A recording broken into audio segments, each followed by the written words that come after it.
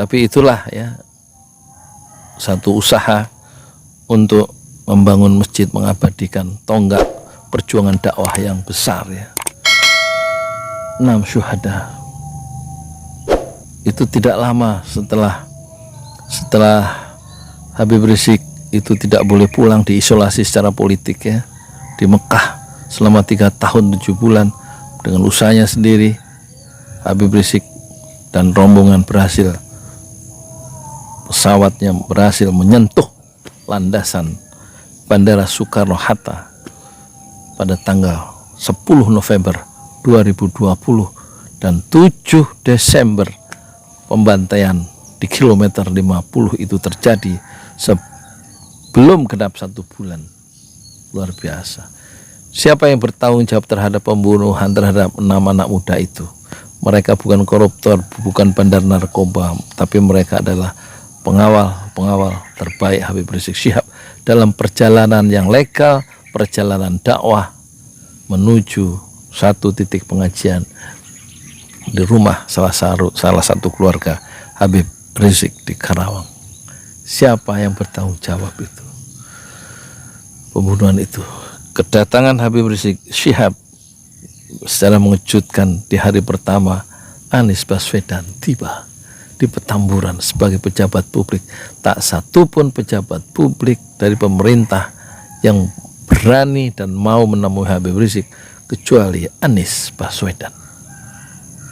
Bahwa kemudian ada Fadlizon, tentu dia dikenal sebagai tokoh oposisi, tapi Gubernur Anies Baswedan adalah gubernur ya, yang jabatannya tentu sangat mentereng, tapi dia menyalami, bersilaturahmi kepada Habib Rizik Syihab yang baru saja tiba 3 tahun 7 bulan itu dia diisolasi, tidak dibantu kepulangannya oleh pemerintah, meskipun Habib Rizik itu sudah berjumpa di Jeddah di sebuah hotel dengan Tito Karnavian sebagai Kapolri kalau tidak salah, dan berjumpa dengan Budi Gunawan sebagai ketua atau kepala Badan Intelijen Negara. Mungkin terjadi negosiasi yang gagal sehingga Habib Rizik tetap tidak bisa pulang. Setelah kita harus tahu pada satu saat mungkin Habib Rizik akan menuliskan ya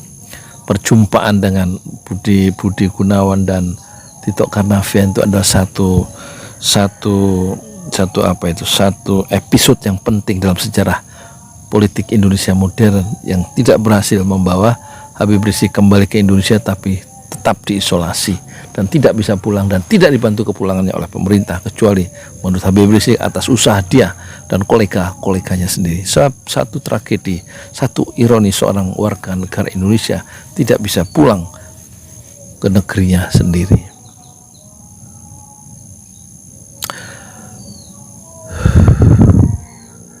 Dan kekurangan harta itu tidak mengurangi proses-proses kreatif membuka peluang-peluang baru. Kemudian dengan YouTube itu ya, saya tidak satu pun membahas tentang Anies Baswedan ya, kecuali Rocky Gerung dan Prabowo.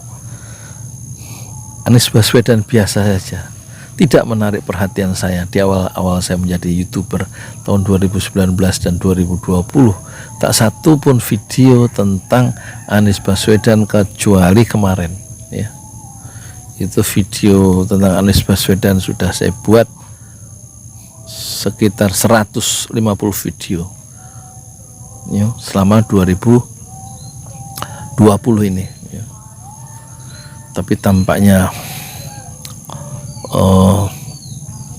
akan semakin menarik perjalanan kita karena orang sudah membayangkan, mengimajinasikan 2 tahun dari sekarang Anies Baswedan akan menjadi presiden dan pemimpin bangsa Indonesia sebagai RI 1. Insya Allah kita doakan ya.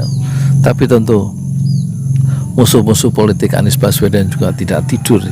Dia akan menjerat terutama dengan Formula E dan istilah-istilah yang juga tidak kita bisa sebutkan di sini ya. Jadi nanti kita bayangkan polarisasi itu akan hilang ketika Anies Baswedan yang menjadi pemimpin.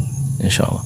Tidak ada lagi kita bayangkan orang yang merasa paling NKRI, paling Pancasila, dan tidak lagi ada istilah-istilah intoleran, khilafah, radikal. Satu proyek yang besar ya untuk mengawetkan kekuasaan dan menekan yang lain, dan pesanan dari oligarki itu adalah satu istilah-istilah, satu narasi-narasi dengan tim buzzernya yang dibayar itu. Nanti insya Allah relawan-relawan Anies juga tidak akan berubah, tidak akan melakukan transformasi menjadi buzzer-buzzer dari Anies. Saya yakin Anies akan menghilangkan buzzer-buzzer itu di sekelilingnya, dan dia tidak akan pernah membayar buzzer-buzzer itu untuk mengukuhkan kekuasaannya sebagai presiden tahun 2024. Jadi politik identitas itu akan hilang ya.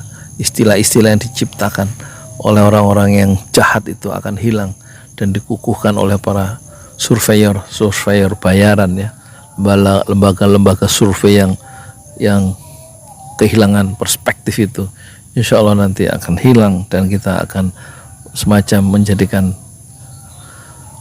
Anies macam istilah kerennya itu sebagai anti tesa dari Jokowi.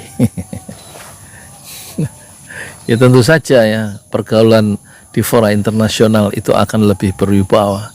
Tentu dia akan menghadiri sidang-sidang umum PBB secara rutin.